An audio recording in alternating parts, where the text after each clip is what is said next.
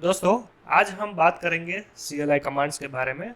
वो क्या है और कितने हैं और हमें कौन कौन से CLI कमांड्स को यूज़ करना है और किस पर्पज से। ओके, तो ये हमारा आज का सेशन है।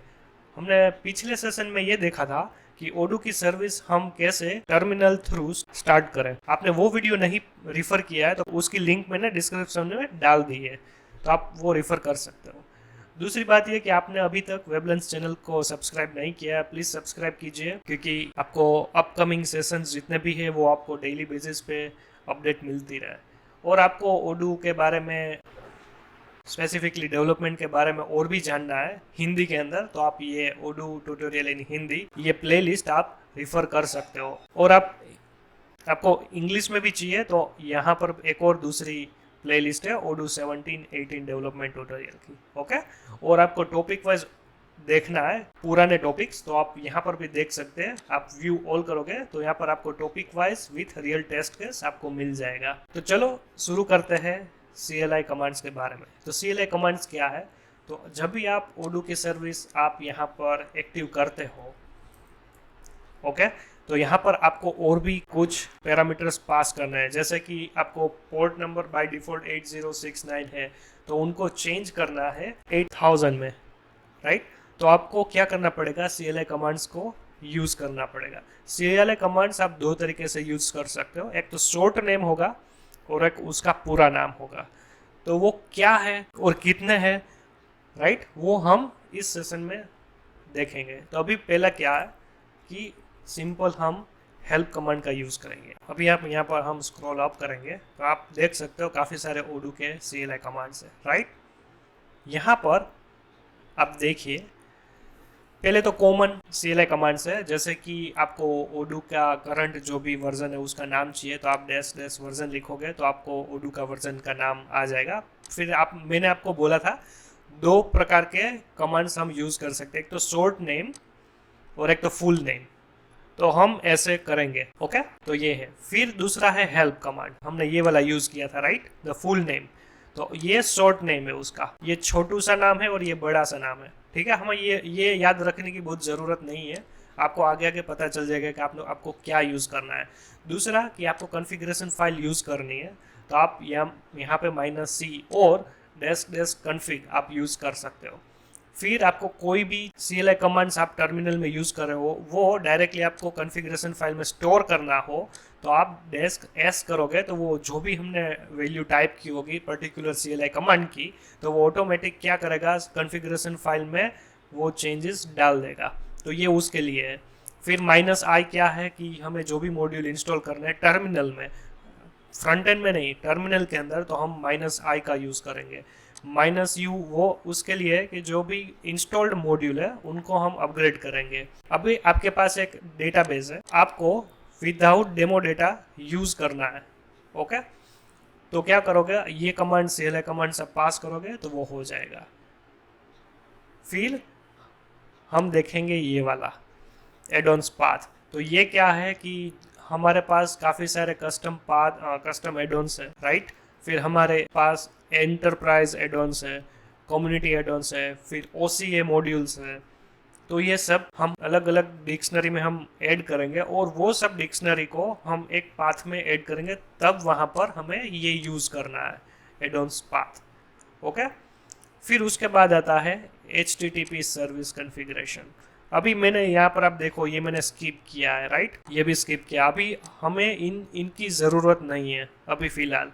एज अ स्टार्टिंग में मैं आपको वो भी दिखाऊंगा, पर जब हम है ना बेसिक सब कुछ कंप्लीट कर लेंगे ना उसके बाद। फिर आता है HTTP। तो HTTP में क्या है कि आपको कोई भी एड्रेस, द IP एड्रेस को लिसन करवाना हो ओडू की सर्विस के लिए, तो आप ये यूज़ कर सकते हो। बाय डिफ़ॉल्ट क्या होता है, ऑल होता है। आपको स्पेसिफिक कॉल ही चाहिए कि भाई इस IP एड्रेस से ही कॉल आना चाहिए वरना रिजेक्ट कर दो, तो ये वाला यूज़ करेंगे हम। फिर है पोर्ट नंबर।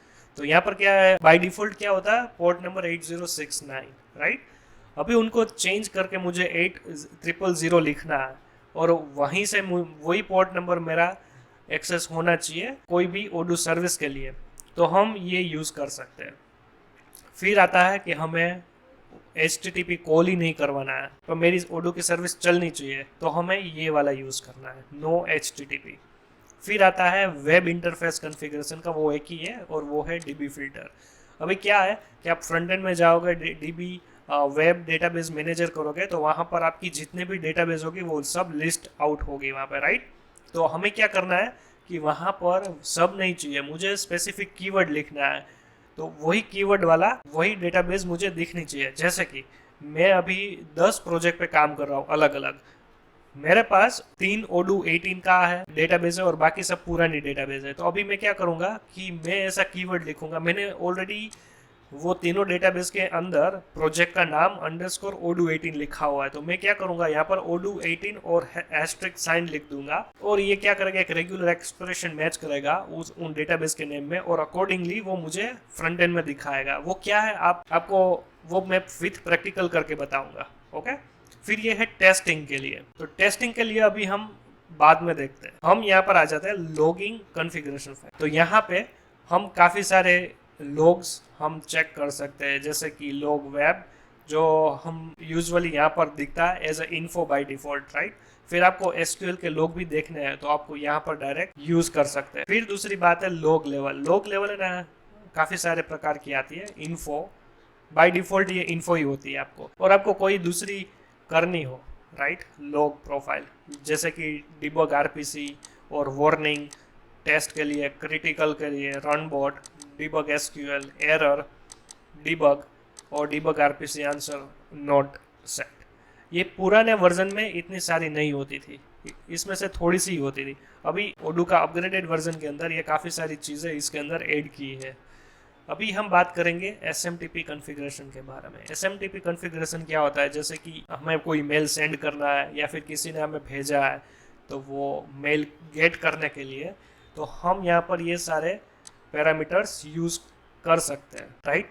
अभी हम इसके अंदर नहीं जा रहे हैं डीप में, हम जा रहे हैं यहाँ पे डेटाबेस के अंदर। तो आपको मान लीजिए ओडू की सर्विस को सिर्फ एक ही डेटाबेस के साथ कनेक्ट करवाना है, राइट। तो आप स्पेसिफिकली -d या फिर डेटाबेस ऐसे लिख के वो डेटाबेस का पर्टिकुलर नाम लिखोगे, तो वही डेटाबेस आपको यहाँ पर रिफर होगी।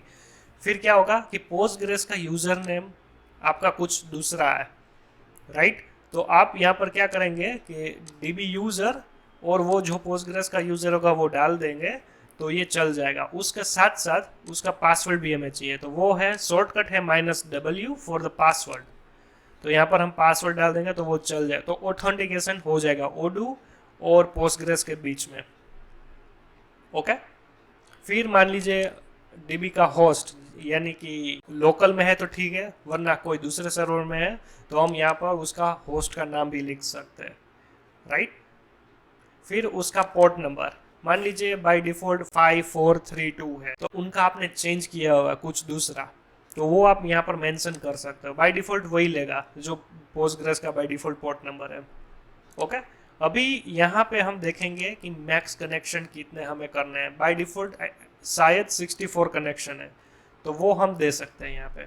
और हाँ, दूसरी बात ये कि DB टेम्पलेट क्या है, तो जैसे ही हमारे पास एक एग्जिस्टिंग ओडू 18 की डेटाबेस है, हमें न्यू डेटाबेस क्रिएट करनी है, तो अब हम क्या करेंगे कि हम ये करेंगे कि जब भी हम क्रिएट करें ओडू 18/डेमो करके, तो मुझे कौन सी डेटाबेस रिफर करनी है, कॉपी करनी है, तभी हम यूज करेंगे DB टेम्पलेट का, ओके। फिर आती है इंटरनेशनलाइजेशन ऑप्शंस। अभी ये क्या है, तो मान लीजिए इंटरफेस आप देखोगे ओडू का, तो वो अभी पूरा इंग्लिश में है। अब मान लीजिए आपको वो चेंज करना हो हिंदी, गुजराती, मराठी, राइट, तमिल, तेलुगु, कोई भी लैंग्वेज में स्विच करना हो, चाइनीज़ है, अरबिक है, कोई भी लैंग्वेज में, तो ये इंटरनेशनलाइजेशन ऑप्शंस मिलते हैं। तो इसके अंदर क्या होता है, एक PO फाइल होती है, वो PO फाइल क्या करती है, पर्टिकुलर कोई भी एक लैंग्वेज है उसको हम कन्वर्ट करेंगे स्पेसिफिक लैंग्वेज में।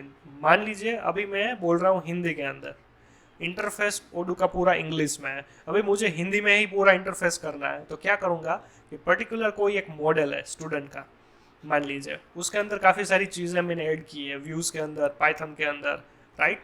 तो वो मैं एक्सट्रैक्ट करूँगा, उसके जो भी कीवर्ड्स है, जैसे कि स्टूडेंट है, फिर स्कूल है, तो वो उसका जो हिंदी में अनुवादन है वो मैं उसके अंदर वो PO फाइल में ऐड करूँगा, और वो ऑटोमेटिकली जब भी मैं कोई भी यूजर फ्रंट एंड के अंदर लैंग्वेज स्विच करेगा तो वो इंटरफेस के अंदर जितने भी कीवर्ड्स मैच होते हैं वो उसका अनुवाद ऑटोमेटिकली कर देगा।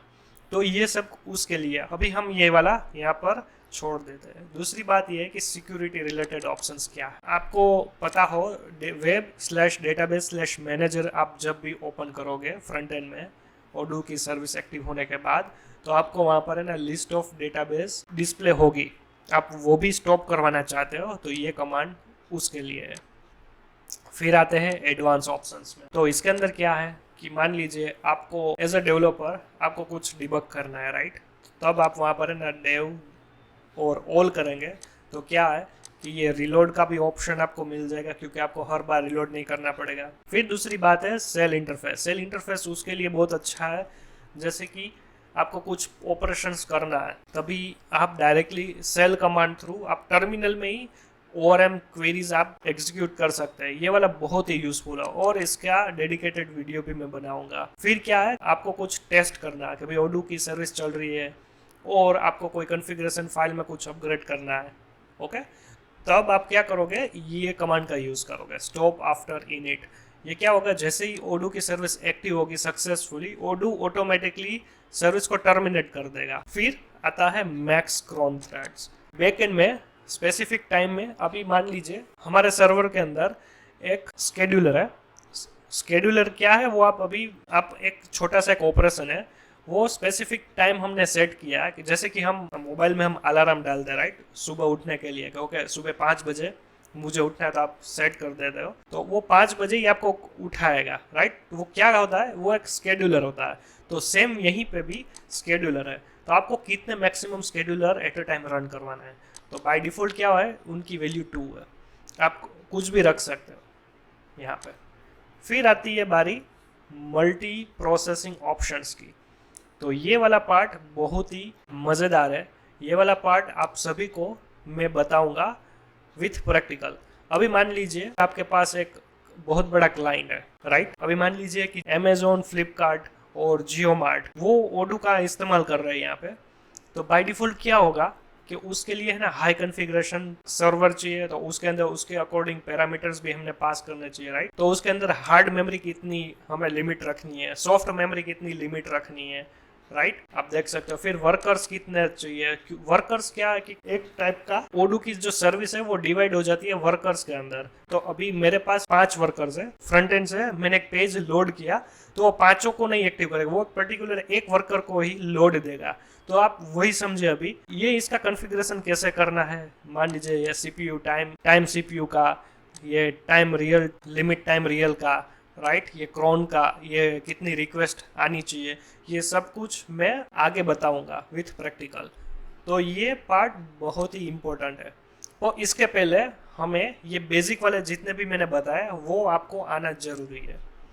तो बस ये इतना ही था। और दूसरी बात ये कि ओडू 18 के अंदर एक और नया कमांड आया है, वो है ओडू upgrade_code। अभी यहाँ पर नहीं है इसके अंदर। वो क्या करता है, जनरली ओडू 70 और उसके पहले ट्री व्यू होता था, जो लिस्ट व्यू बोलते हैं हम अभी ओडू 18 के अंदर, वो कुछ नहीं करता है। वो पूरे के पूरी फाइल एडवांस पाथ को देखता है, जहां पर भी उनको ट्री कीवर्ड दिखेगा उनको रिप्लेस करके वो लिस्ट कर देगा, और कुछ नहीं है। वो मैं आपको आगे भी बताऊंगा, क्योंकि वो है ना मॉड्यूल माइग्रेशंस के लिए बहुत अच्छा है। ये सेशन यहीं पे खत्म करते हैं। आशा करता हूं कि आप लोगों को थोड़ी सी जानकारी मिली होगी CLI कमांड्स के बारे में। अगले सेशंस में हम देखेंगे कि कैसे हम ये सब CLI कमांड्स इंप्लीमेंट करते हैं एज अ रियल एग्जाम्पल में, ओके। तब तक के लिए आप जो मैंने अभी बताया वो प्रैक्टिकल करके देखो, ओके। ये सब डिस्क्रिप्शन भी आप रीड कर सकते हो, और कुछ भी डाउट हो तो वो कमेंट बॉक्स में आपकी क्वेरी सेंड करो, और जब भी मुझे फ्री टाइम मिलेगा मैं आपको अपडेट करता रहूंगा। तो चलिए मिलते हैं अगले सेशन में। तब तक के लिए प्रैक्टिकल करो और हाँ, बेस्ट ऑफ लक।